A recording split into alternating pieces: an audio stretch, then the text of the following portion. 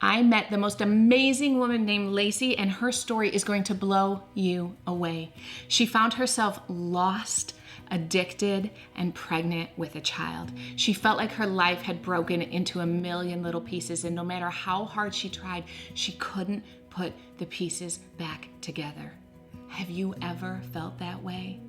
Lacy didn't know how deeply loved she was by her Creator. Do you?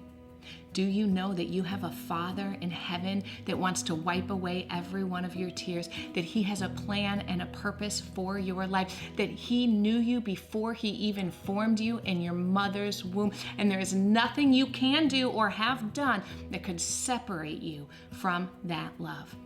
No matter what season you are in right now, no matter how far you've run from God, no matter what you've been through, you are loved. God so desperately wants you to understand that He called me to create these videos. It's a new series called You Are Loved, and in it we share stories of redemption and hope. Listen to hear how the Lord healed Lacy, how He picked up her pieces and put them back together. Her story is really going to encourage you, and at the end, she has some really great advice for anyone who might be going through a trial. Never give up, because there is always hope for your future. Watch and see. My name's Lacy, and I am the program director at the Women's House in Bonor for True Purpose Ministries. I've been there for about 5 years. Tell me about your life before Christ, or if you'd rather, before coming into True Purpose Recovery. It was complete chaos. I started using drugs at the age of 16.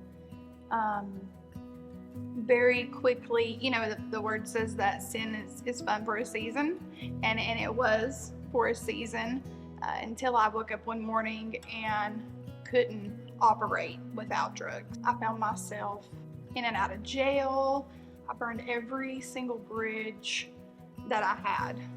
I was a thief. I was a liar. And probably the rock bottom was when I found out I was pregnant using drugs. And that still wasn't enough. I knew that I had to do something, but I would make doctor's appointments, never show up because I couldn't pass a drug test. At this point, I was injecting drugs into my body while I was pregnant. Had been for about 5 years. I had been homeless for about 5 years, couch surfing, living out of my car. It was destruction. It was chaos. It was brokenness. I was literally living my life for the enemy. That's what I was doing, because you do one or the other. You either serve the Lord or you serve the enemy. And in my life, I was living in a curse. I guess that's the best way to put it. Is it was just complete chaos. Was there an encounter that you had with the Lord that got you out of that, or what brought you out of that to where you are today? My first doctor's appointment with my daughter, I was about 22 weeks pregnant when I was finally able to go and pass a drug screen. And not long after that, the doctor called me and they had found some complications. I had what was called a absent-ended umbilical cord. It shuts off. And so there's no heartbeat. Like usually they can detect a heartbeat in the umbilical cord, but mine would stop and then it would come back on. And so they said eventually what would happen was it would stop and it was not going to work anymore. And so I was going to the doctor every 3 days. I was counting body movement, 10 every hour. I thought I was going to lose my child. So, I was in a position to where no one could help me. There was really nothing the doctors could do.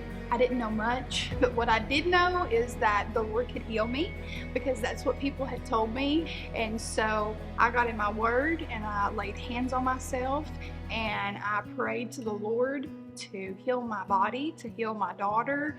And I went to the doctor 3 days later, because I had to go to the doctor every 3 days, do a stress test, them to monitor how progressed it was.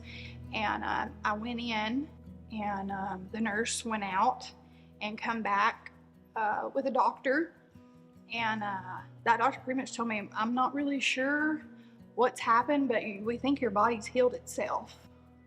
And I just started bawling, and I told him, like, it's the power of God. Like, I know what's happened. And so from that moment on, my faith skyrocketed. And I just got a taste of how good the Lord truly is, and what he could do. And so, yeah, that was a turning point for me. That's amazing. Yeah, amazing. Wow, I love that you got to experience that firsthand. That is just, what an awesome testimony. So now it's been 5 years. What does your life look like now? How does it look different than it did before?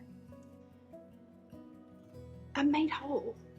And I never thought I could just get up and have joy, get up and just, I have been through some terrible things since I come to the Lord. Like, it's not been rainbows and unicorns, it hasn't. But the Lord has gotten me through so much. My peace is not circumstantial. It's not. I can go through those things and know that the one thing that is never going to change is the Lord. He's constant. He's sufficient. In my addiction, I would try to pick up the broken pieces, and man, it was so overwhelming. I would go right back to using drugs because it seemed like that was the only thing that escaped me.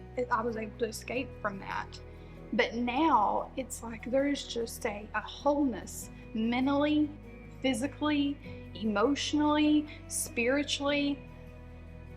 It's almost indescribable. I walk in a freedom that I didn't even know was possible today.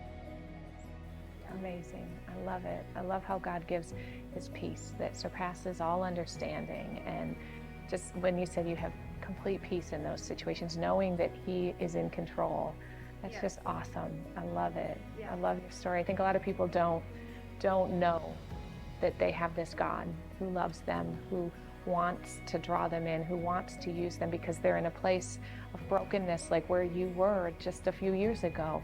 What would you say to someone in that situation? What either advice or piece of encouragement would you give someone in that place?